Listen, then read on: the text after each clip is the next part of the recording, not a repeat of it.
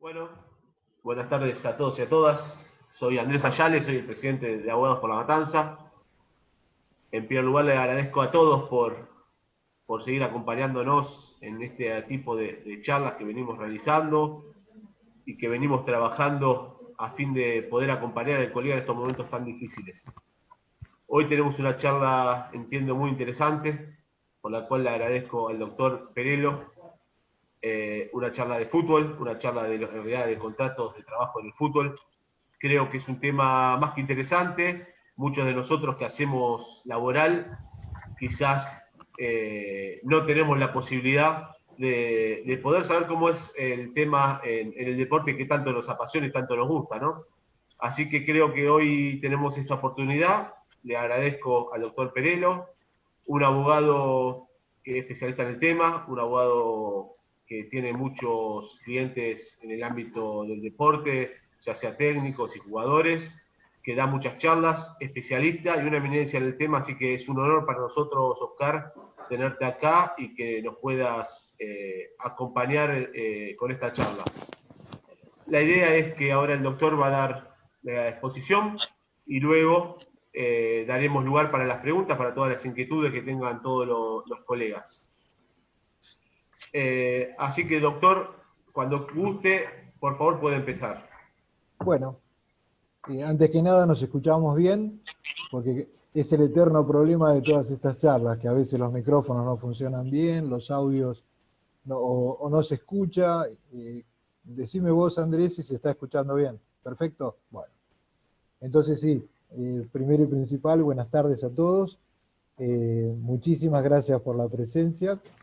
Gracias a Andrés y al grupo que trabaja con él por convocarme, y les cuento un poquito qué es esto del derecho del deporte. Obviamente somos todos abogados, yo les cuento lo que integro y qué tiene que ver cada una de esas cosas y qué relación tiene con esto que vamos a hacer ahora. Yo soy, podemos decir, especialista en derecho del deporte, es lo que hago hace 20 y pico de años. Independientemente de eso, soy árbitro de lo que es el Tribunal de Arbitraje Deportivo.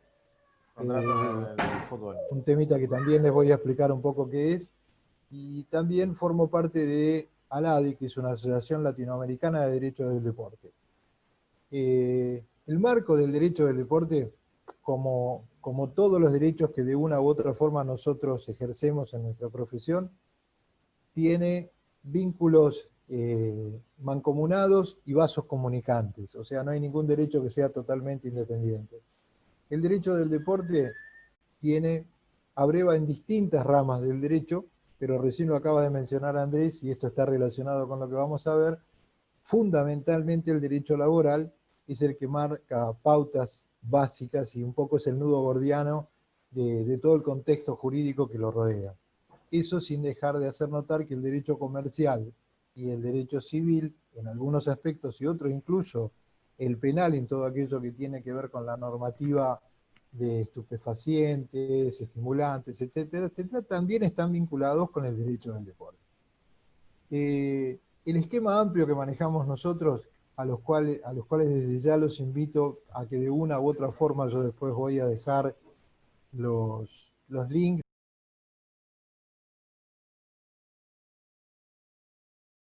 el derecho del deporte, puedan incorporarse sea a la Asociación Latinoamericana de Derecho del Deporte, a los tribunales arbitrales deportivos, o a participar en los 3 o 4 institutos que hay, así como ustedes lo pretenden hacer en La Matanza.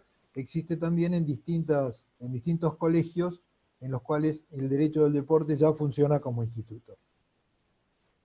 Para charlar un poco de lo que vamos a conversar hoy, nos situamos primero en lo que es el marco contractual. El deporte en sí, y fundamentalmente el fútbol, porque el deporte es todo, no solamente el fútbol, pero el que nos marca por nuestra realidad y por el nivel de conflictividad que tiene, es el que hace punta en todo esto. El fútbol presenta determinadas normas y determinados tipos de contratos muy particulares. Obviamente el principal es el del futbolista, lo vamos a mencionar un poco ahora, pero de ahí se desgranan otros, que justamente por no ser los más importantes, son los que dan lugar a la mayor cantidad de conflictos y mayor cantidad de interpretaciones. O sea, el contrato del futbolista está regido por un estatuto especial, que es el estatuto del futbolista, y por un convenio colectivo. Y ese marco regulatorio, dentro de todo, es bastante pacífico. Pero no pasa lo mismo con el resto de los integrantes de la escena del fútbol, que a la luz de los conflictos que se van generando cada vez en mayor medida, permiten de alguna manera analizar notas puntuales que ahora vamos a empezar a ver, para que vean cómo se interrelacionan cada uno de los puntos de lo que estudiamos, de lo que hemos visto, y a su vez cómo aquel que legisla o aquel que emite normas a veces se equivoca y da lugar a conflictos que después son inmanejables. Para poder entrar a ver un poco a estos actores del fútbol, ingresamos, como les dije, no en el jugador de fútbol, eso después lo vamos a ver en profundidad, sino en el segundo actor más importante, que es aquel que integra cuerpos técnicos. O sea, el entrenador, ayudantes técnicos, entrenadores de arqueros, videografistas. O sea, originariamente el responsable técnico de un equipo era uno, que era jugador, era designado capitán por los socios de ese equipo, y ese era el que elegía quién entraba a jugar. Después de eso, como al pobre capitán se le generaba no solo la responsabilidad de jugar bien, sino que encima tenía que elegir a los que jugaban, y a veces se equivocaba, pasaba a ser el fusible. Entonces, ya automáticamente buscaban a quien era un jugador que había dejado de practicar el fútbol activo, y ese era el que elegía. En todos esos tiempos, el cargo no era ni de entrenador, ni de director técnico, ni de seleccionador. Es como hoy en día todavía se sigue llamando en Italia al director técnico, que se le dice alienatore, porque es el que lo único que hace es alinear. O sea, entren, jueguen de esta forma y listo. No había ni planificación técnica, ni táctica, ni estrategia, ni nada por el estilo. A posteriori empezó a aparecer el fútbol táctico, se generaron determinado tipo de estrategias, modalidades de juego, y se llegó a la actualidad, donde hoy en día ustedes conocen o saben, que, aunque no les guste el fútbol, que existe Messi, que existe Cristiano Ronaldo, que existe Neymar, pero que también existen Mourinho, Simeone, Bielsa. O sea, están prácticamente en el mismo grado de importancia tanto los jugadores de fútbol de élite como los técnicos. Sin embargo, la regulación jurídica no es la misma. ¿Por qué digo esto? En nuestro país hay un convenio colectivo que regula la actividad de los entrenadores de fútbol. Nosotros los llamamos directores técnicos. Junto con los uruguayos, que sí los llaman entrenadores, somos prácticamente los únicos que en América Latina tenemos convenios colectivos. La contratación de estos responsables técnicos de equipos en el resto de América Latina, incluido Brasil, es precaria, sumamente precaria, con una inestabilidad pero rayana con el absurdo. Calculen que en Paraguay, por ejemplo, son 2 meses de contrato. Vale decir, el técnico que hoy empieza a trabajar cobra 2 meses de contrato y puede ser despedido, sin ningún tipo de reclamo vista a futuro, porque la contratación es como máximo por 2 meses. En Colombia recién ahora se está estableciendo la posibilidad de un sindicato que los nuclee. México no lo tiene, Estados Unidos tampoco, y nosotros junto con los uruguayos somos los únicos que tenemos convenio colectivo de trabajo. Ese convenio colectivo de trabajo es la réplica o la mejora, entre comillas, del convenio anterior que se originó en el año 75. A posteriori de ese convenio se establece el actual, y que está vigente, que es el 662/13, que tiene las notas puntuales que yo les comenté cuando empezamos a conversar, o cuando empecé a monologar, cuando les digo que hay aristas puntuales que los abogados las encontramos, digamos que distintivas, llamativas y contrarias a derecho más de un aspecto. ¿Por qué digo esto?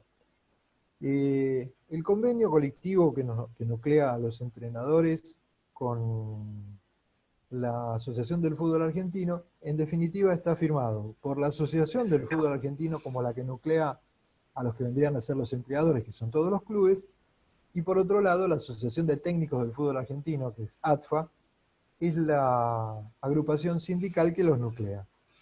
Y eso está destinado exclusivamente a la intervención de estos trabajadores en torneos organizados por la AFA. Esto ya de por sí generó hasta el año pasado un conflicto importantísimo, que era que los torneos estaban organizados por la Superliga, no por la AFA.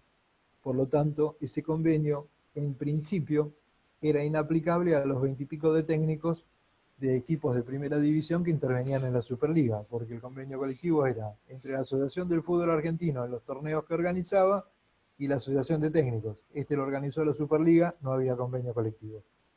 Hoy en día, con la instauración de esta nueva figura que sí está dentro de la protección de la AFA, este nuevo torneo que debería haberse iniciado y que se va a iniciar seguramente no antes del 15 de octubre, allí sí los técnicos tienen protección legal.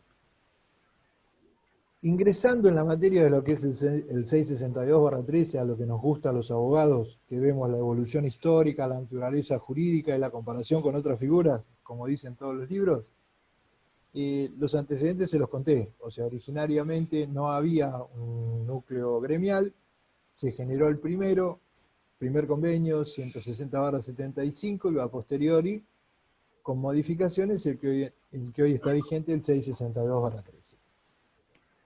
Si hablamos de la naturaleza jurídica, tiene algunos puntos llamativos, en el sentido que, por ejemplo, es una especie de contrato de adhesión, porque de la única forma que se registra es con el contrato tipo formulario que autoriza AFA, porque ese contrato debe ser registrado en AFA. Por lo tanto, no hay posibilidades de incorporar alternativas diferentes dentro de este contrato. Ya veremos que se establecen, y no una, muchísimas diferencias relacionadas con un punto específico de una de las notas puntuales de este contrato, que es la remuneración. Entonces ya tenemos, primero, que es un pseudo contrato de adhesión, porque no se pueden establecer pautas contractuales diferentes a las establecidas, o a las que surgen del contrato modelo que da la AFA. El segundo tema es el término. O sea, es un contrato a plazo que tiene, supuestamente, de acuerdo a lo que establece el contrato, una duración mínima de 1 año. Pero tiene otra nota puntual. ¿Cuál es? Que dice, en un apartado ahí perdido, que si la institución que contrató a ese técnico decide desvincularlo, hay 2 posibilidades antes de la finalización del contrato. Que terminado el torneo por el cual se lo contrató y transcurridos 6 meses estando al día, se puede rescindir el contrato. Y la otra alternativa es que, estando al día, pasados los 6 meses, pero no terminado el contrato, no terminado el torneo, se lo puede desvincular, y lo único que hay que pagarle es lo que falta para que termine el torneo. Ahora, esta opción, volviendo a lo que es la naturaleza jurídica, o a las particularidades que tiene, es muy llamativa, porque una sola de las partes es la que tiene la posibilidad de rescindir el contrato, que es el club.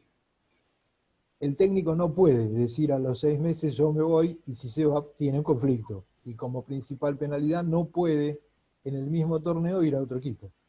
Sin embargo, la institución, los dirigentes que generalmente son los que dicen que necesitan que el técnico se quede a largo plazo para que se genere trabajo, etcétera, etcétera, son los que generaron una cláusula en la cual a los 6 meses pueden desvincular sin costo a un técnico. ¿Hasta ahí vamos bien, Andrés? Perfecto. Otra de las notas puntuales es la característica de que es un contrato intuitivo y personal. ¿Por qué? Porque si bien puede venir un técnico con su equipo, como es ahora, ustedes calculen que hoy en día un equipo profesional que entrena a un plantel, llámese de primera división, primera nacional e incluso primera B, está compuesto, siendo, digamos que modestos, con el técnico principal, un técnico alterno, un segundo técnico, un entrenador de arqueros, un videografista y un analista. Eso es lo básico. Más aquellos que no están dentro del cuerpo del 662/13, pero que colaboran, que generalmente son como mínimo 2 preparadores físicos. Entonces, se discute si la naturaleza jurídica de la contratación de esos equipos es justamente una contratación por equipos. Incluso les recomiendo, vean, hay fallos, ya hay un fallo de primera instancia, creo que ayer salió el segundo, de un cuerpo técnico integrado por Saba, cuando dirigía a Racing. Racing toma la determinación de despedirlo sin estar terminado el contrato, y al despedir a Saba entendieron que despedían a todo el cuerpo técnico, cuando en realidad cada uno de los participantes de ese cuerpo técnico tenía un contrato particular. Entonces esos actores reclamaron la totalidad de los contratos. La defensa de Racing fue a alegar el contrato por equipo y que la firma de uno valía para la rescisión de todos. Ya hay 2 sentencias que contrarían ese criterio, porque realmente no es un contrato por equipo y se suscriben contratos individuales. El problema radica cuando se echa al técnico cabeza, él tiene que conseguir la firma de los restantes integrantes, si no se plantean inconvenientes. ¿Cuáles? Por ejemplo, ustedes deben recordar, hace aproximadamente 3 años, una cosa así, Martino era técnico de la selección, se retiró, de alguna manera acordó su salida consensuada, pero 2 de sus ayudantes, Pautazo y Abel Coria, con contrato vigente, no acordaron y dijeron, si o nos quedamos o me pagan lo que falta del contrato. Por lo último que sé, estaba en trance judicial este tema porque ninguna de las partes había tenido acercamiento. Más en nuestra realidad, el siguiente cuerpo técnico, el último, el que tuvo a Sampaoli y a Becachese, tenía entre sus integrantes al que hoy en día es el técnico de la selección. Era, creo que, 4º entrenador. Los demás se fueron. Él dijo, yo no me voy. Hoy en día es el técnico de la selección. Independientemente de los méritos que seguramente debe tener y deben haber evaluado, él no se retiró como se retiraron los demás. Estos son los inconvenientes que surgen de un convenio colectivo que no es claro. Entonces se producen todas estas circunstancias aunadas con otro tema, que es el tema de la remuneración. Como les dije antes, un contrato tipo que pergeñan tanto la AFA como ATFA establece las condiciones, digamos que formales, que se registran en la AFA para que ese técnico tenga su contrato registrado. Pero sin perjuicio de eso, esos valores que están nomenclados y tienen una escala salarial, normalmente no tienen absolutamente nada que ver con lo que se le paga efectivamente a este técnico y a ese cuerpo técnico. Entonces, ¿a qué se recurre? Al contrato por imagen, al contrato por prestación deportiva, al contrato por trayectoria. Para que nos entendamos, vamos a suponer que tiene 70.000 pesos de salario registrado. Se ha acordado 400.000 pesos de salario. Entonces ahí se empiezan a hacer los distintos dibujos jurídicos en el cual tengo un contrato registrado en la AFA por 70.000. Otro contrato privado por derecho por imagen de esa persona en el orden de los 150 o 200.000 pesos. Un contrato reconociendo trayectoria por el cual mensualmente se le pagan otros 70.000 pesos y después se va haciendo la sumatoria y se llega a los 400.000. Ahí ingresa el derecho laboral en el caso de las cuestiones.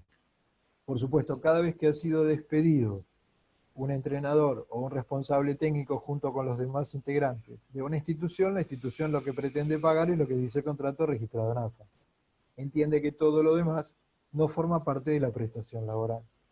Como dije antes, la mayoría somos abogados especializados o que nos dedicamos fundamentalmente al tema laboral. Entonces todos sabemos que si hubo prestación y hubo cotidianeidad en esa remuneración que recibe, todo aquello integra la remuneración para el cálculo del monto indemnizatorio.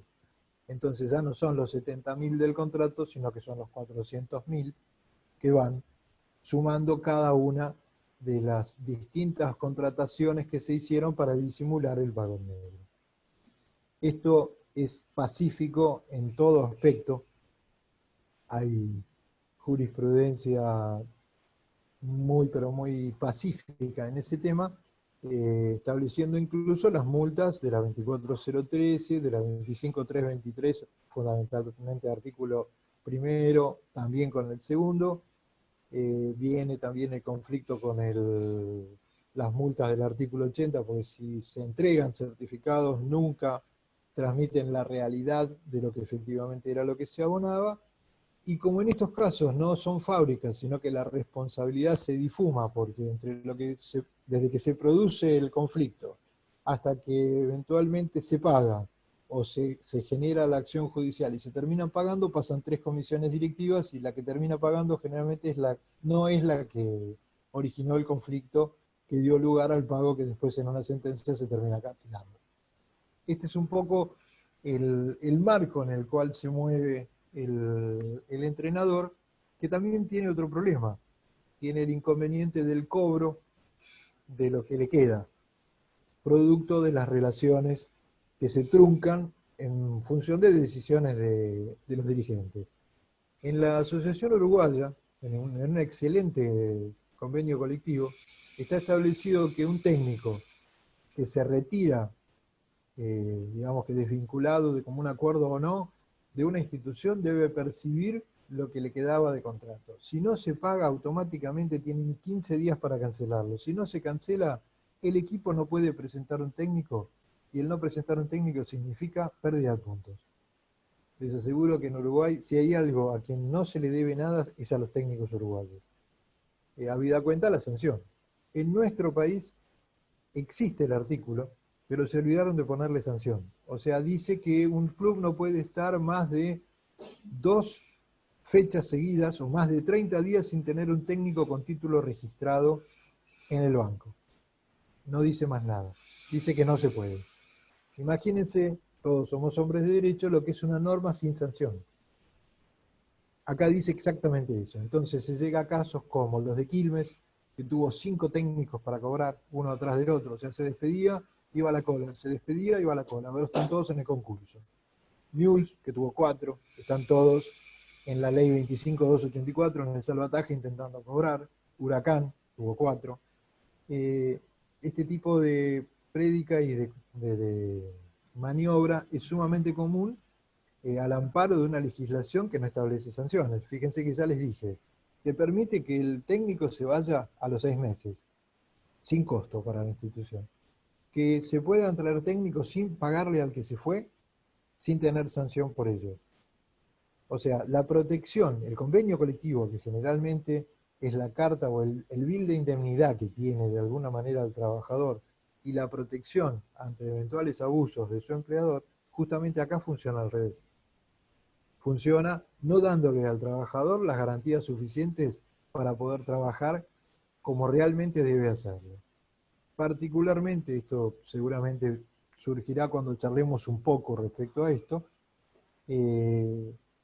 entiendo que no es necesaria la concreción de un contrato. Nunca me pareció imprescindible que haya que firmar un contrato a término cuando viene un director técnico. Para mí la contratación de un director técnico puede ser escrita mediante un contrato o algo por el estilo, pero no es necesario darle término. Generalmente lo que se hace acá es compatibilizar el término de ese contrato con la duración de 2 torneos. Pero si el técnico realmente cumple acabadamente su función, para lo cual muchísimos son contratados, puede suceder como ha pasado en Inglaterra, en el cual Ferguson estuvo 27 años dirigiendo el mismo equipo. O sea, el mejor ejemplo justamente es el no tener que ponerle términos. Es otra de las modificaciones que entendemos, pero prácticamente no necesarias, imprescindibles, que deberían hacerse en este convenio colectivo que hoy en día está en crisis, así como está en crisis la institución donde está regido esto. La Asociación de Técnicos del Fútbol Argentino está en un conflicto, está intervenida, hace 2 años que está vencido el mandato de la gente que de alguna manera dirige la asociación, y se hace menester modificar un estatuto, por ejemplo, no convenio colectivo, sino estatuto, que es del año 63. No consagra ni siquiera los preceptos básicos de la ley de entidades gremiales, y el convenio colectivo tiene estas defecciones que les estoy comentando. En paralelo con los integrantes técnicos recibidos de la Asociación de Técnicos del Fútbol Argentino, hay otros que están peor, que son los preparadores físicos. No tienen convenio colectivo, no tienen protección gremial y no tienen marco contractual ni regulatorio. Entonces, ¿qué es lo que se utiliza? el contrato de locación de servicios, generalmente anclado a la duración que tiene el cuerpo técnico, pero con el mismo problema que ese cuerpo técnico se fue y allá fue el preparador físico también. ¿Qué le queda? La posibilidad del juicio. Para que tengan una idea, a nivel ejemplo, yo representé a un cuerpo técnico hace 3 años, 4 años, que integraba la primera división del fútbol nuestro. Alegando la cláusula que yo les mencioné, o sea, que terminado el contrato, pasados 6 meses de esa contratación, para ellos terminó ahí, hay una tercera parte que es la que yo les comenté, que dice tiene que estar al día. Bueno, se olvidaron de que tenía que estar al día, comunicaron al cuerpo técnico completo que quedaban desvinculados. Ponían a Vélez a su disposición, concurrir con un escribano, dejábamos expresa constancia mediante acta notarial que no estaba la cancelación de salarios anteriores, por lo tanto esa desvinculación no fue correcta, y solicitamos la extensión de la indemnización por medio del 95 y lo que establece el propio convenio, hasta el final de contrato. Era un contrato de 24 meses, habían pasado 6, quedaron 18. La acción fue del técnico principal, de los 2 técnicos alternos y de 3 preparadores físicos y un entrenador de arqueros.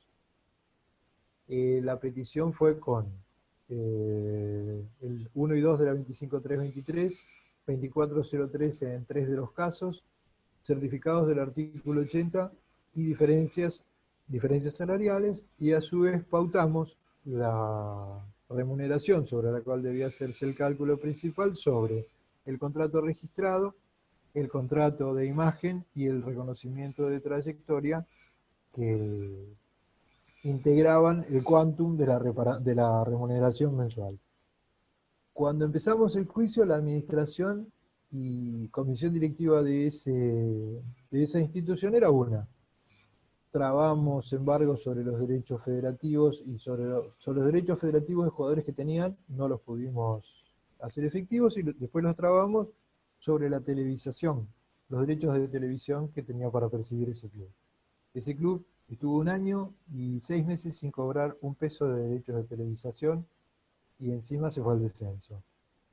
Mi representación cobró absolutamente todo, pero a ese club le costó 4 años levantarse de esta maniobra en función de la desaprensión de los dirigentes anteriores. La otra dirigencia, la que vino después, cumplió. Nosotros tuvimos determinado tipo de, digamos, algún tipo de, no lo favorecimos, pero permitimos que pudieran pagar de una forma diferente para que el club pudiera acomodarse nuevamente dada la situación que tenía. Pero esto repercute en lo que yo les decía, la falta de sanción. Si esto, en vez de haber sido una institución deportiva, era una fábrica de valijas, seguramente a los 4 que tomaron la determinación de no cerrar ese juicio o ese conflicto cuando se inició, teniendo toda la razón quien reclamaba, les hubiera costado el puesto. En una comisión directiva se van, vienen, a pesar de lo que establece nuestra legislación, nadie le solicita a esos dirigentes que reparen con su propio patrimonio los defectos y los inconvenientes que les genera a las instituciones, y se llega a este marco regulatorio general donde tenemos los técnicos con este problema, los técnicos alternos y los preparadores físicos en el peor de los estados. Como les acabo de contar, la única protección que tienen es la ejecución de un contrato o la persecución judicial por medio de un contrato de locación de servicio. Este plano que les acabo de describir, digamos que rápidamente, no tiene muchas diferencias a nivel internacional. Hubo, sí, recomendaciones producto de la pandemia, de parte tanto de la Conmebol como de la FIFA, a todas las instituciones relacionadas o matriculadas, para respetar lo más que se pueda la contratación y, en el último de los casos, la utilización de medios que hay dentro de las instituciones internacionales, llámese el famoso TAS, que más de una vez deben haber escuchado mencionar ustedes, o la Comisión de Resolución de Conflictos a nivel internacional. Pero lamentablemente, por ejemplo, en lo que es entrenadores, solamente es protegido el entrenador principal dentro de la vía por la cual reclama el jugador de fútbol. Pero de segundo entrenador para atrás, nadie tiene protección dentro de estamentos internacionales para poder ir a protestar o a tratar de percibir un contrato. Por supuesto, vía internacional. Por ejemplo, Arruabarrena, técnico aquí en Argentina, se fue a trabajar a Medio Oriente, trabajó en 2 o 3 países petroleros, en el último no tuvo un buen resultado, creo que fue o despedido o se le pidió amistosamente que se fuera, no le pagaron, y tuvo que generar vía TAS y vía instituciones internacionales el cobro de su salario y lo pudo hacer. Pero los restantes integrantes del cuerpo técnico tuvieron que presentarse en los tribunales, donde en ese país el jeque era el dueño del club también. O sea, era el dueño del país y el dueño del club. Y tenían que reclamar en los tribunales de ese propio país los salarios que tenían para cobrar, producto del despido que había generado el mismo jeque, que era el presidente del país y el dueño del club. Creo que todavía no cobraron. Es un poco el patito feo de la relación todavía a nivel jurídico, de acuerdo a lo que hemos conversado hace muy poquito, fines de agosto y primeros días de septiembre, con el responsable máximo a nivel legal, Emilio García Silvero, de la FIFA. Probablemente septiembre, fines de septiembre, sea uno de los momentos de mayor importancia en lo que se refiere a el marco regulatorio internacional de los técnicos. La FIFA por fin se ha decidido a sacar reglamentaciones emparentadas con todo esto que yo les acabo de mencionar, para que sea más sencilla la relación en sí y la posibilidad de accionar ante un incumplimiento. Para terminar, en lo que se refiere a técnicos, lo que queda, o lo que podemos conversar también, es cómo se llega a esto, cómo se configura el rol de un entrenador. La AFA, a diferencia de los uruguayos tienen dentro de la propia Asociación del Fútbol Uruguayo un departamento que es el de la creación de fútbol profesional, donde se enseña a ser director técnico. Aquí la AFA lo ha delegado en el propio gremio, y el gremio confiere licencias para poder abrir escuelas en las cuales, con una carrera que hasta hace 2 años, era de 2 años justamente, uno terminaba con el título de director técnico que le permitía dirigir equipos incluso de nivel nacional, del más alto nivel nacional. Después de la intervención de la Conmebol pidiendo unificación de planes de estudio en toda Sudamérica y después en CONCACAF y en la Liga Americana, se ha establecido un patrón que se debe respetar en todos los clubes afiliados a estas 3 federaciones, en las cuales son 3 años, y esto permite, una vez terminados esos 3 años y obtenida lo que se llama licencia Pro Conmebol, no tener el inconveniente de equivalencias. Esto sabemos todo lo que es. Cualquiera de nosotros que quiera trabajar a Ecuador tiene que homologar su título, dar materias, etcétera, etcétera. Acá sería como que toda la Conmebol, que son los 10, 12 países de Sudamérica, toda la CONCACAF, que son como 40 y pico de países de Centroamérica, más México y parte de la Liga del Norte, tendrían el mismo plan de estudios para todos los técnicos. Por lo tanto, el técnico que tiene su título Conmebol puede trabajar en Argentina, puede trabajar en la Guyana Francesa y puede trabajar en México.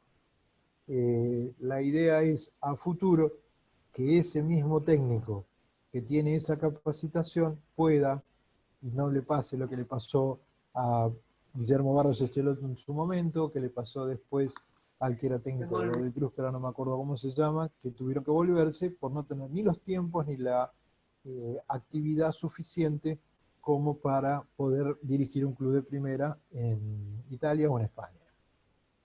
Esto está relacionado con una visión particular que tienen respecto a cómo se crece profesionalmente, cómo pasa con un jugador y cómo puede pasar con un técnico. En España y en Italia, y también ahora en Inglaterra, quien ha dirigido, por ejemplo, un equipo de tercera división y tiene una excelente campaña, no puede dirigir un equipo de primera.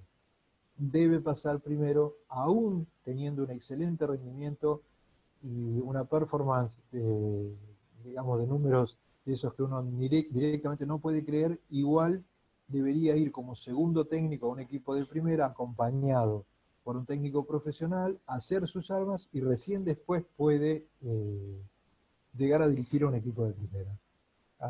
Yo no sé si tienen ustedes conciencia, pero aquí un técnico que dirige un equipo de primera C puede dirigir un equipo de primera sin ningún tipo de inconveniente.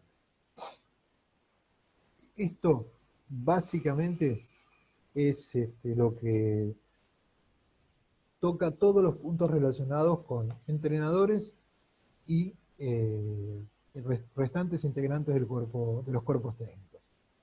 Los actores en sí del fútbol, como les dije, son los jugadores, cuerpos técnicos, árbitros y personal de UTEDIC, que son los 4 grandes intervinientes. El personal de UTEDIC es quien está en distintas ramas de un mismo convenio, la Unión de Trabajadores de Entidades Civiles, o sea, los que manejan o los que prestan servicios distintos en los clubes, son arancelados, generalmente tienen una importancia, sobre todo en el fútbol, pero muy de mucha entidad, habida cuenta que pueden decidir si se juega o no se juega un partido, y tienen un marco regulatorio específico de acuerdo a la actividad, pero también tienen una retribución específica producto de lo que realizan. O sea, el marco conflictual es importante, pero está mucho más estereotipado, habida cuenta que tienen un convenio colectivo por actividad que lo regula sin ningún tipo de inconveniente.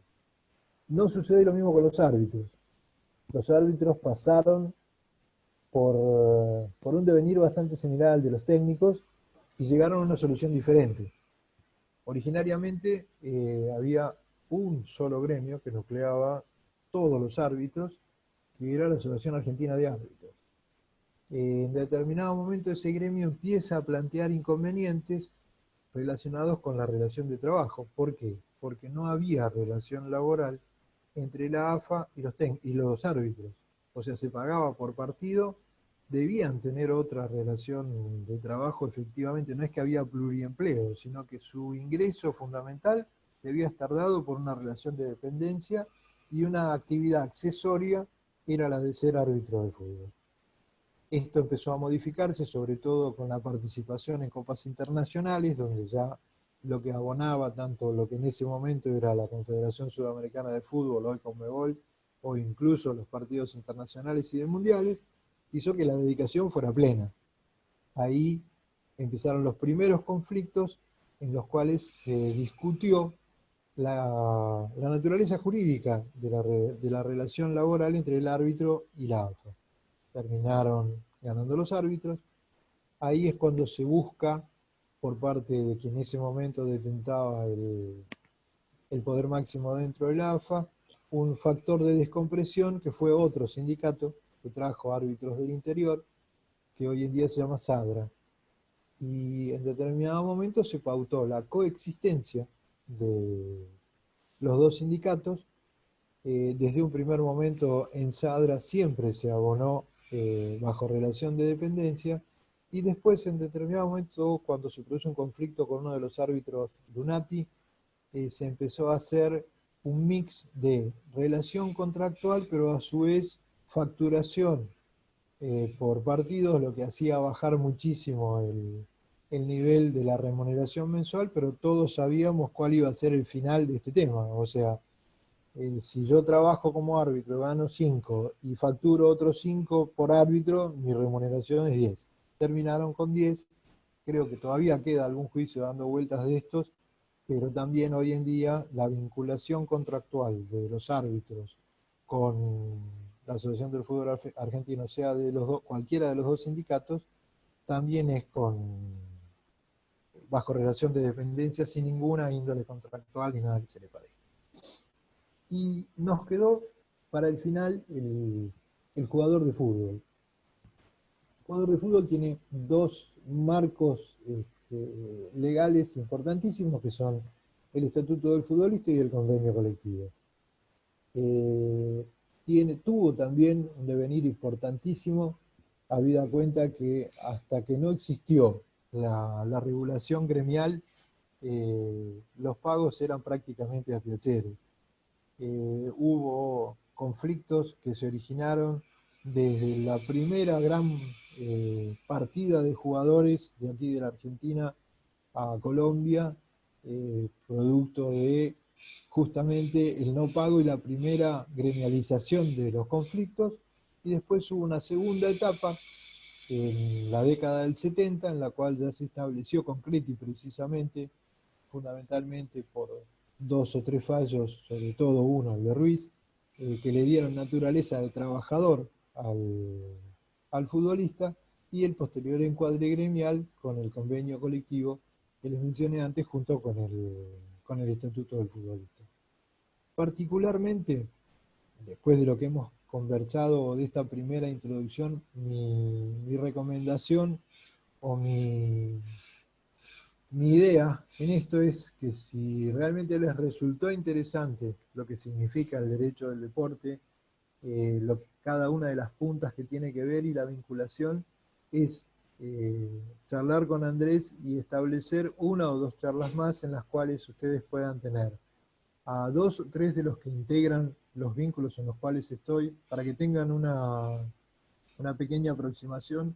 Los 2 mentores de los institutos donde yo me desempeño son los doctores Norberto Uterelo y Ricardo Frega Navidad, que son autores de, por ejemplo, la ley de formación, el mecanismo de solidaridad, intervinieron en distintos aspectos de la 25.284, la ley de salvataje de entidades deportivas, están constantemente en el asesoramiento y en el apoyo doctrinario de infinidad de circunstancias que se van dando con el tema del fútbol, porque al ser esto algo tan nuevo, y en mayoría en el deporte, es constante la creación de jurisprudencia y de doctrina.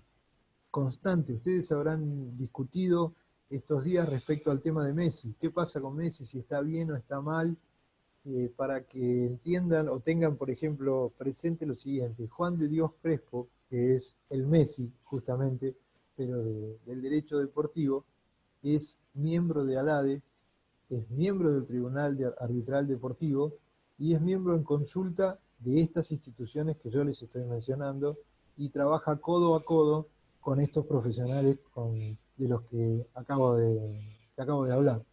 O sea, todo esto es un revoltijo en derecho muy lindo, en el cual todos vamos o intentamos generar cosas nuevas, agregar cosas nuevas.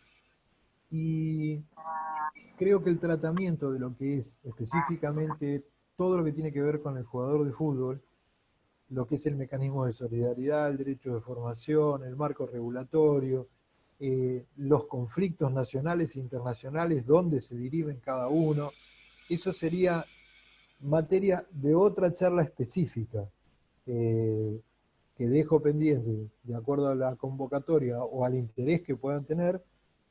Vemos cómo la formalizamos, vemos qué es lo que hacemos y nos ponemos a disposición a alguien concreto y preciso respecto a lo que se quiera volcar en la charla, lo traemos también sin ningún tipo de problema.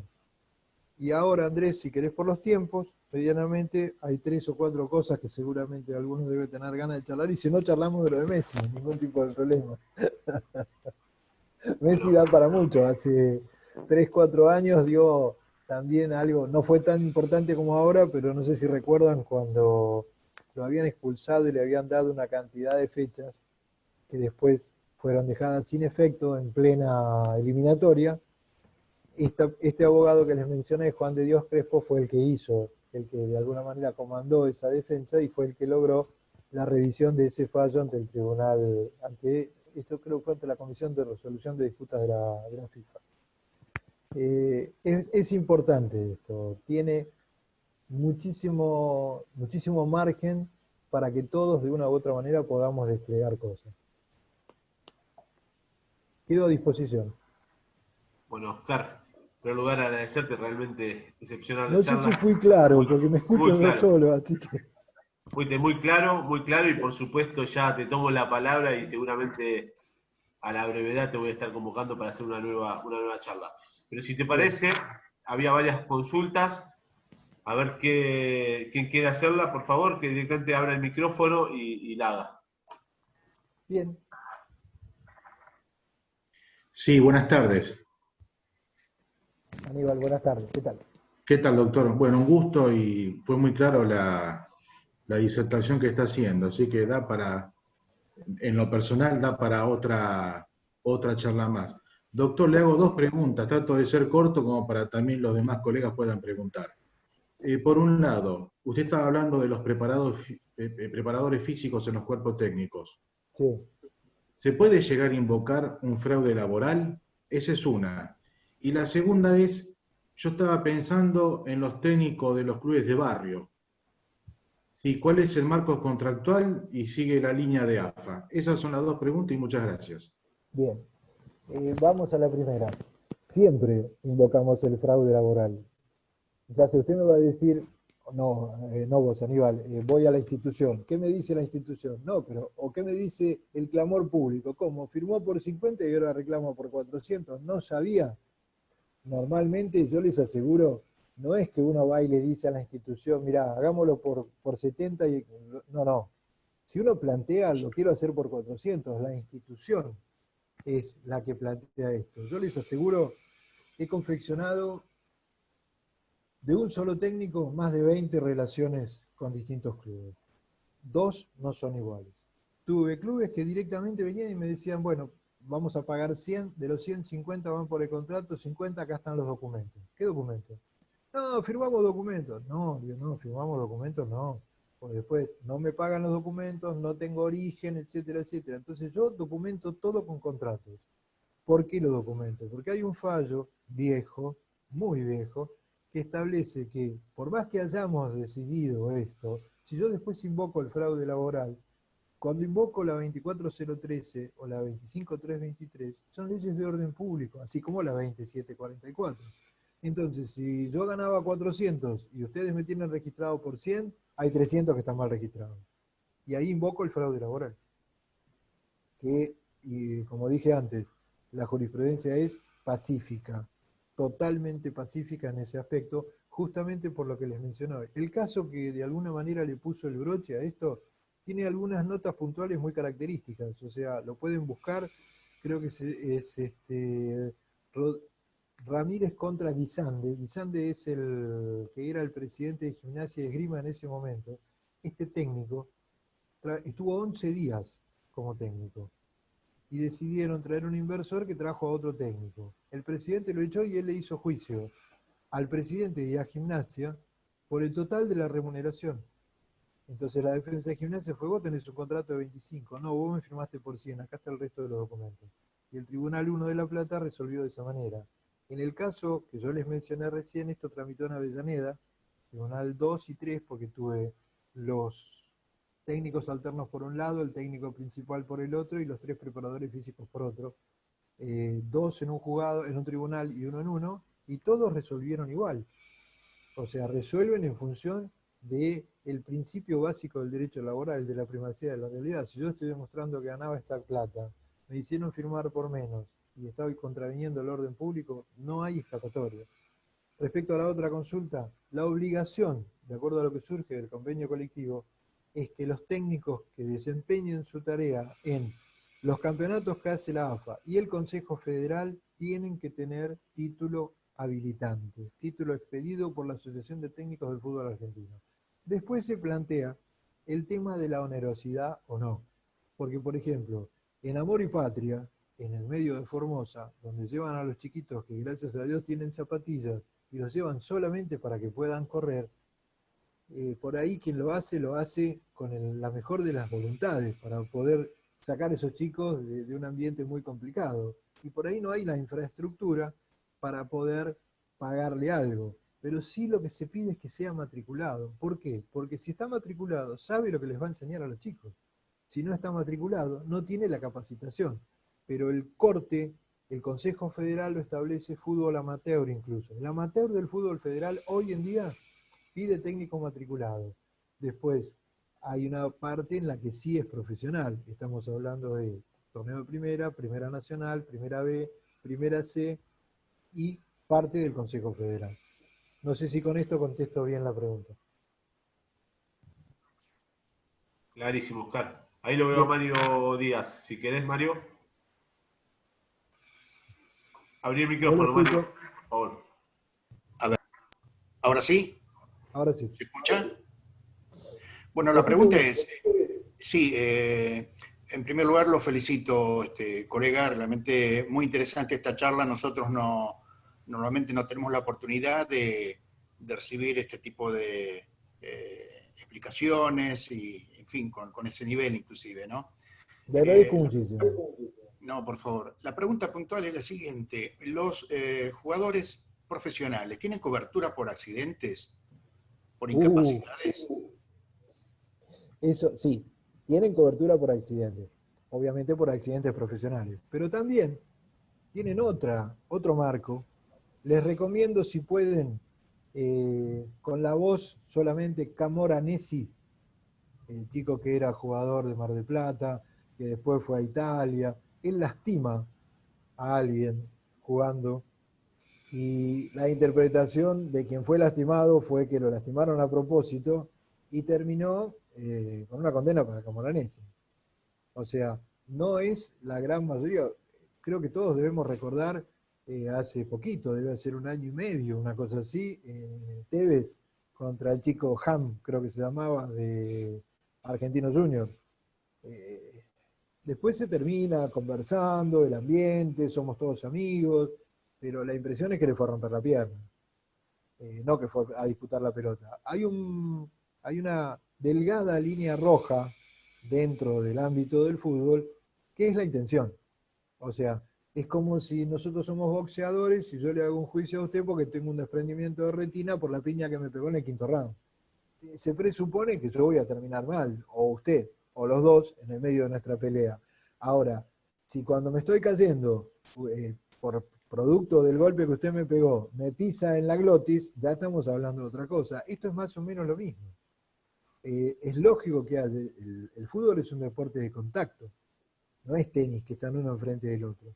El roce es lógico, pero la evaluación por medio de la justicia ordinaria de si se pasó el límite puede dar lugar a reparaciones al margen de la RT que interviene.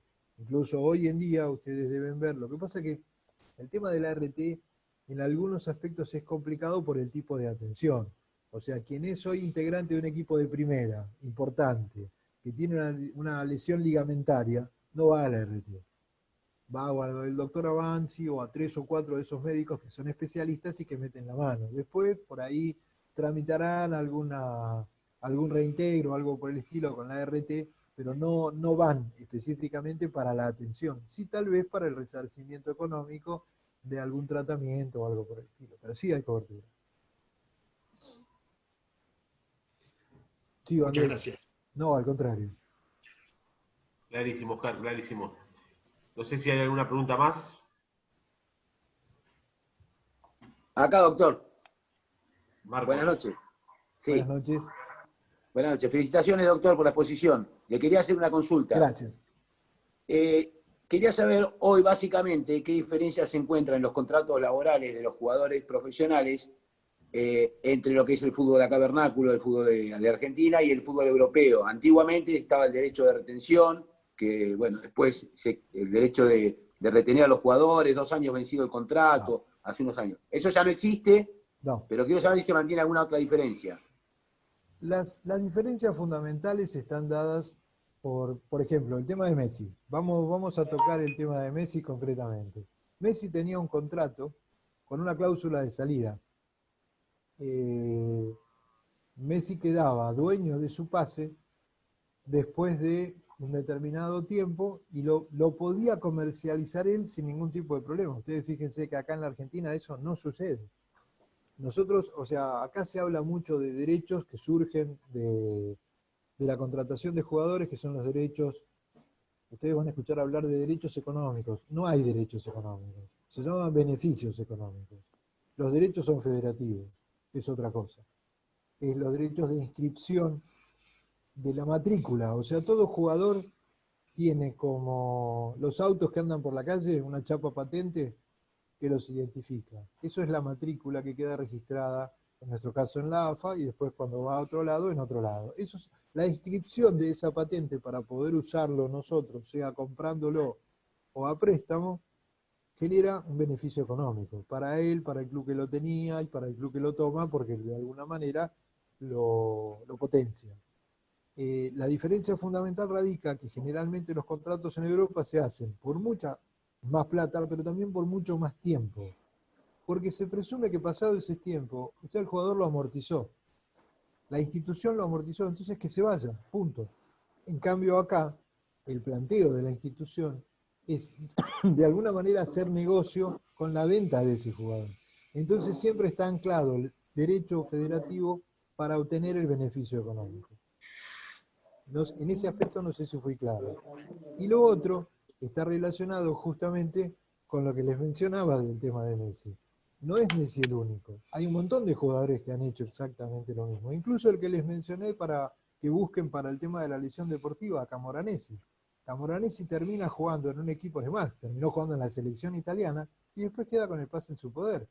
La mayoría de los jugadores de más de 30 años que han venido acá a la Argentina después de jugar en Europa, llámese Maxi Rodríguez, Escoco, Poncio, son jugadores que vienen en esas condiciones, porque tienen un marco regulatorio distinto. Es estrictamente negocial, pero no negocial para vender con el pase. Yo te compro, te pago, te utilizo y te vendo. O te dejo libre si ya te amorticé. Porque el concepto es diferente. Ustedes no se olviden, esto tiene que ver también con otra de las charlas que alguna vez podemos llegar a hacer, que es el tema de las sociedades anónimas deportivas y lo que sucede en nuestro país, o en toda América, donde los clubes son reflejo de una pasión, donde concitan pasión, donde concitan movimiento social y una serie de alternativas que una sociedad anónima deportiva bajo ningún punto de vista va a tener. Ustedes imagínense, Matanza. Recuerdo en mis épocas de jugador haber andado por San Justo jugando en la cancha de Almirante Brown. Ya en esa época, tengo 65, o sea, hace mucho tiempo de eso, y ya se peleaban los de Almirante Brown, pero se peleaban por Almirante Brown. Ustedes imagínense un chino viniendo y poniendo toda la plata y comprando la cancha y el club de Almirante Brown, trayendo jugadores, etcétera, etcétera, y un día dice, no me gusta más San Justo, vamos a llevar la cancha a Nordelta. Se sigue llamando Almirante Brown igual, pero la pongo en Nordelta porque me gusta más y al margen voy más cómodo con el velero mío y todo. Se lleva, y es lo que sucede. En nuestra idiosincrasia eso no funciona. Entonces, el manejo que hacemos con los jugadores también es diferente. ¿Está? Clarísimo, doctor. Le hago una salvedad. Si puede, me preguntaban por privado, si puede pasar el mail suyo por cualquier consulta o alguna inquietud. ¿Dónde quieren que lo deje? Ahí vi que alguien preguntaba a qué me refiero con amortizar. Cuando yo digo que el club amortiza a un jugador, es las dos cosas, el tiempo que pasó y el rendimiento. Porque yo, por ejemplo, compro un jugador como se compran en Europa, por ejemplo, el chico el que jugaba en Francia, Mbappé, que lo compra el Paris Saint-Germain, creo. Pagaron una fortuna, pero ya jugó Copa, ya jugó una final de Champions, va a jugar 2 más, seguramente va a jugar 2 mundiales más como mínimo, y por ahí no es solamente el resultado que obtenga cuando lo vende. Hay muchísima gente que va a la cancha para ver a Mbappé. Como también les debe haber pasado más de uno de ustedes si viajaron y fueron a la cancha del Barcelona. La gente va a ver a Messi, no al Barcelona. O sea, yo recuerdo haber ido a ver a Messi o al Barcelona, justo cuando venían de una eliminación de la Champions. Fue ese partido que ganaban 2-0 y lo perdieron 3-2. Como buen argentino me senté y dije, ahora le tiran un botellazo cuando entre. Y fue salir Messi a la cancha, y la cancha se vino abajo. Se vino abajo. Entonces yo me imaginaba ese mismo equipo sin Messi, porque ahí, en ese equipo ese día jugaba Coutinho, que había jugado el mismo partido que jugó con Messi. Y cada vez que Coutinho tocaba la pelota, se paraban todos con los almohadones y le hacían el famoso bucas en los españoles. O sea, Coutinho no lo querían. La amortización ahí no funcionó. Pero a Messi lo seguían aplaudiendo sin ningún tipo de problema. Esa es la amortización, tanto en rendimiento como en costo. ¿Dónde querés que deje los datos, Andrés? ¿Querés que te los deje a vos y los ponés vos Sí, en vamos a algún hacer lado? así. Me Sí, lo pasás y después yo lo paso por mail a todos los colegas. yo Creo que les había voy una a pregunta. dar, Sí. perdón, les voy a dar, independientemente de mis datos personales y mis teléfonos de contacto, de mi estudio y todo lo demás, les voy a dar los datos y las páginas, tanto de, les reitero, ALADE, Asociación Latinoamericana de Derecho del Deporte, el TAD, Tribunal Arbitral Deportivo. Esto es importantísimo. El Tribunal Arbitral Deportivo es algo que ha hecho historia, es algo que se consolidó hace aproximadamente menos de un año y tiene competencia para poder resolver en cualquier cuestión deportiva. A diferencia del TAS, porque esto es algo que ustedes tienen que saber, el TAS, del que tanto se habla, es un tribunal suizo, integrado por gente de un cantón suizo. Como la FIFA está en Ginebra, tiene contratado un tribunal en el cual se resuelven cuestiones jurídicas por gente que en su vida pateó una pelota. Esto es un tema muy complicado. En cambio, el TAD, el nuestro, tiene algo que es importantísimo que se llama especificidad. O sea, para que entiendan, yo soy miembro del TAD, soy árbitro, y si mañana hay una cuestión de golf y me dicen, mirá que vos tenés que laudar, yo le tengo que recordar, le digo, mirá mi especificidad. Yo dentro del marco del fútbol tengo especificidad en lo que es el tema de contratos de técnicos. Si la cuestión es contrato de técnicos, voy a laudar, si no, no puedo. Y a la inversa, si en un contrato, en un conflicto, un contrato de un patinador, llevan uno de golf, no va a laudar un especialista en golf. O sea, la especificidad en el tema del deporte es algo, en realidad en todo orden jurídico, pero en este que es tan vasto, es importantísimo, porque quien lauda sabe de lo que está hablando. Y el costo es completamente diferente. Ustedes piensen a nivel ritual exclusivamente que cualquier cuestión ante el TAS, el suizo, implica determinada cantidad de plata para participar. Obtenido el resultado, sea cual fuera, hay que volver a pagar. Y si ustedes quieren los fundamentos de lo que se resolvió, creo que el valor ahora está en el orden de los 35.000 euros. Para conocer por qué te rechazaron una petición, tenés que pagar 35.000 euros, que por ahí es importante para poder apelarla. O sea, los costos son otros. Entonces, conozcan, sepan lo que es el TAD porque es algo importantísimo. La Asociación Latinoamericana de Derecho del Deporte es algo que nuclea. Nosotros hicimos hace un mes y medio, una cosa así, unas jornadas de Derecho del Deporte. Las hicimos virtuales con participación de juristas brasileños, ecuatorianos, paraguayos, uruguayos, la florinata de los juristas del deporte de toda Latinoamérica e incluso catalanes, Juan de Dios, italianos, españoles, participaron y nos dieron realmente muchísima satisfacción. Si lo buscan, están en YouTube las distintas jornadas con una participación de 250 a 300 por hora de curso. El Instituto del Derecho del Deporte o la Comisión de Derecho del Deporte del Colegio de Abogados de Capital Federal también participa en esto. Y el intercambio, el revolving es constante. Estamos moviéndonos, entonces todo aquel que se sume entra dentro de lo que es el movimiento. Bajo ningún punto de vista se segrega o se discrimina. Así que voy a dejar los datos de ALADE, del tribunal, de la Comisión de Derecho del Deporte, mis datos personales y estoy a disposición para lo que ustedes necesitan. Muchísimas gracias. Creo que había una pregunta más de Gastón. Si Gastón Rudman, ¿tenías una pregunta vos? Hay otro Gastón también, Hay otro. Gastón no se escucha. Desbloquea el micrófono. Se le bloquea. Ahí Hola, está. Ahora sí. hola. Ahora sí. ¿Ahora sí? Ahora Hola, sí. ¿qué tal? Buenas tardes a todos. Gracias, doctor, por lo que nos está enseñando, que está muy, muy entretenido. Y mi pregunta puntual, para no quitarles mucho tiempo, y quizás es algo bastante amplio, ¿no? Es cómo juega, lo que habló de la remuneración, un punto interesante, cómo juega el 245, el párrafo del tope, a la coyuntura de todos los contratos que uno tiene que unir para llegar a la base remuneratoria real. Esa es la Claro, pregunta. normalmente Gracias. lo pasás el tope. Siempre lo vas a pasar.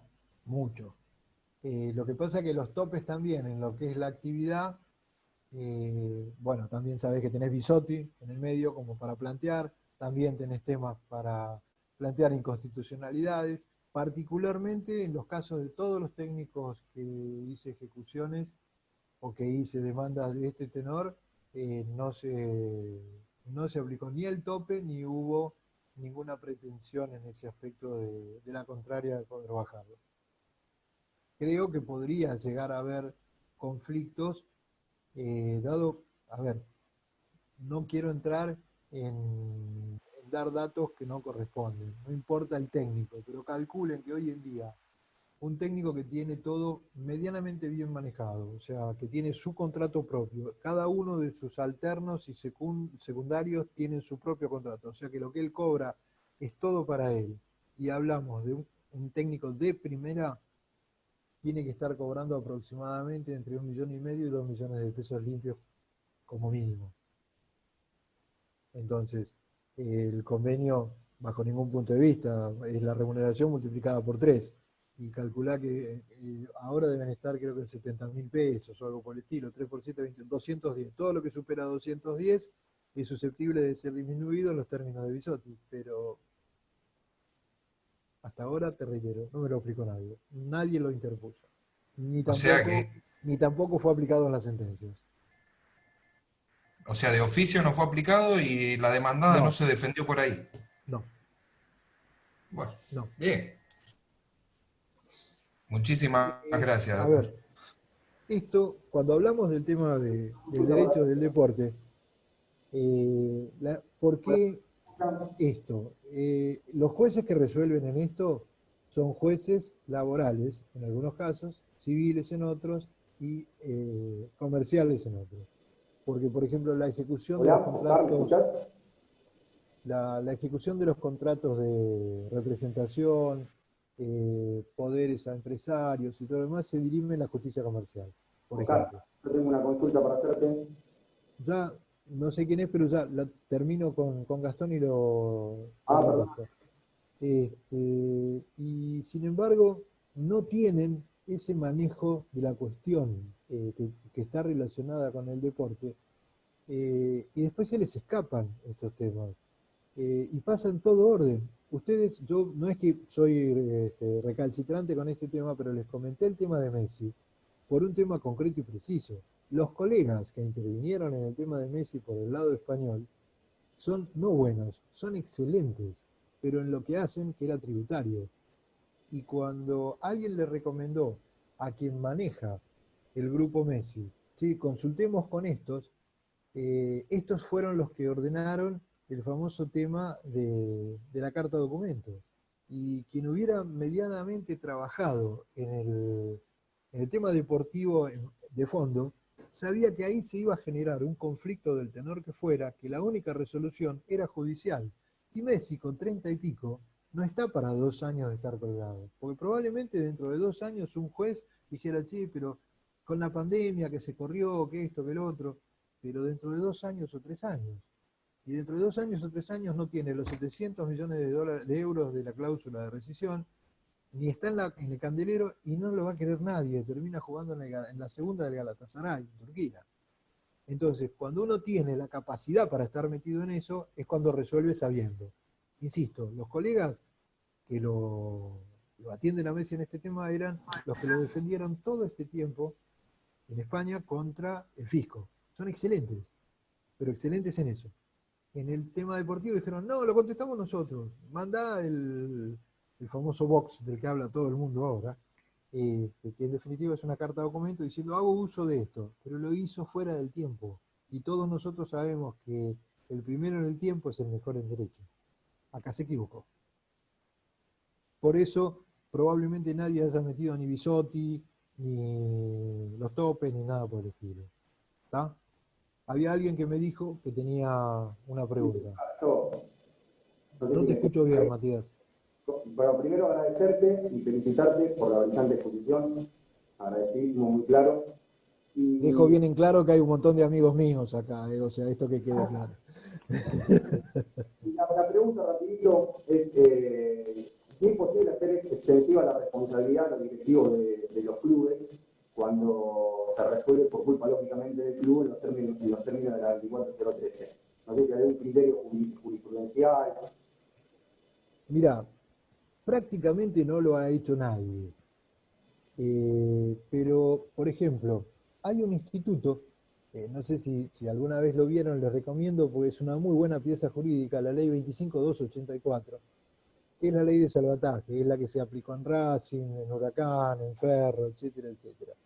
Y una de las obligaciones que tiene el órgano fiduciario, que es quien interviene, porque una de las disposiciones que es lo primero que se considera cuando se resuelve la intervención de un órgano fiduciario y la instauración del fideicomiso es el apartamiento de las comisiones directivas que en ese momento estaban ejerciendo su mandato. Y una de las cargas que tiene el órgano fiduciario es establecer si hubo responsabilidad de esa comisión, van 3 para atrás, no de esa sola, 3 para atrás, de esas comisiones en el estado de falencia del club y establecer si corresponde las sanciones pertinentes e incluso las denuncias penales. En mi caso, a ver, siempre hago el mismo planteo yo.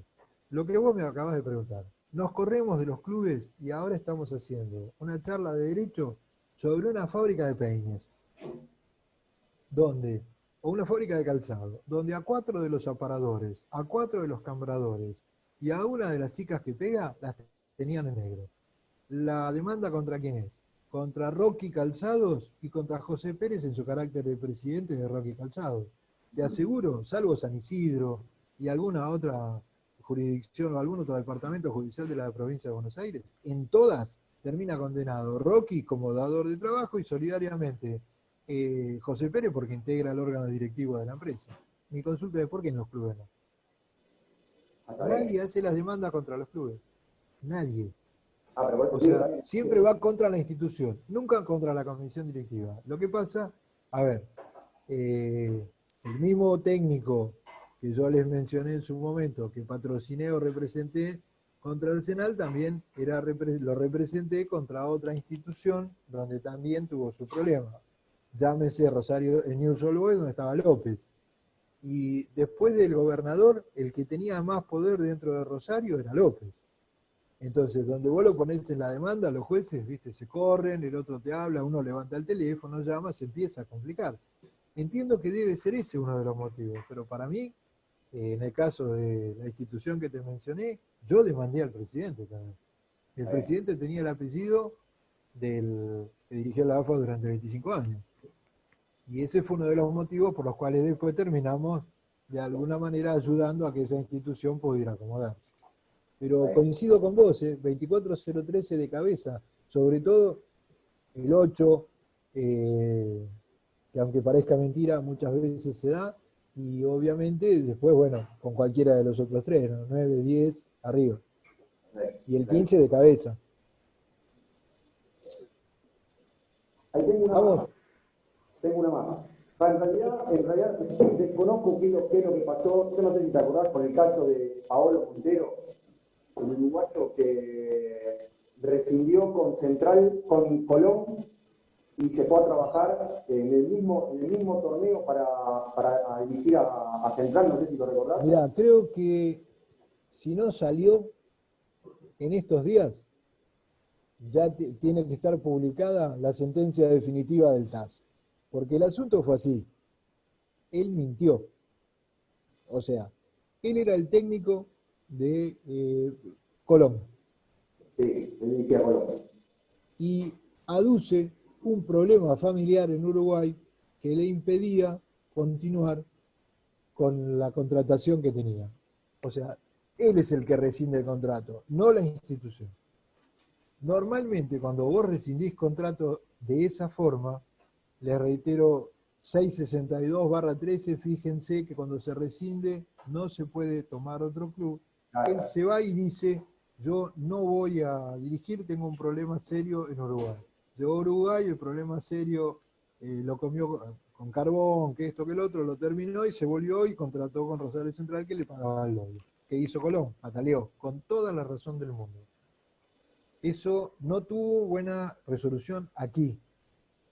Les insisto, esto no es una cuestión para resolver con criterio judicial, o sea que ustedes apliquen la sana crítica y yo aplico otra convicción y da para distintas interpretaciones. Esto es ley con precisa de un convenio colectivo. ¿Qué hizo él? Planteó un amparo, diciendo que se le coartaba de alguna manera la posibilidad de trabajar. Y el amparo fue contra el convenio colectivo directamente. Planteó inconstitucionalidad de ese artículo diciendo que eso de alguna manera le limitaba su facultad para trabajar. Lo que no dijo era que había mentido, vale decir, en circunstancias normales, Matías, por ahí es hasta accesible, que si vos tenés un inconveniente, rescindas, finalizado ese inconveniente, puedas volver a trabajar. Lo que se descubrió acá era que no había ningún inconveniente, sino que le ofrecían más plata a Rosario Central. Firmó a los 3 días, 4 días. Entonces, habida cuenta, ese amparo venció y igual Colón le reclamó la totalidad del contrato que quedaba pendiente, que era mucho y que era muy importante, creo que el reclamo estaba en el orden de los 800 o $1.000.000, y tuvo hace poquito resolución, haciendo lugar a lo que pidió Colón, pero estableciendo esta diferencia que te comenté yo recién, cuando expliqué lo de la cláusula, en el sentido que solamente le hicieron pagar lo que faltaba hasta que terminara el contrato vigente. El torneo, perdón, no el contrato, sino el torneo. Lo cual fue una solución, digamos que amistosa y amigable. El que llevó este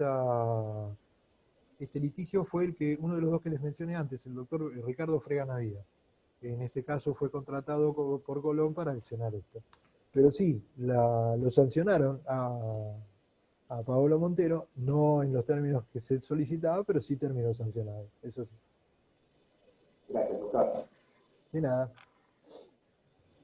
Bueno, Perfecto, Oscar, clarísimo, clarísimo. Andrés, les agradezco muchísimo, fue un gusto y una satisfacción, espero que les haya servido, y los que se quieran acercar, yo después te paso todos mis datos o a Ezequiel y trabajamos tranquilos, ¿ok? Muchísimas gracias, Te mando Oscar. un abrazo fuerte a todos. Le agradezco a todos por haber participado, principalmente a Oscar, creo que fue una charla espectacular, muy clara.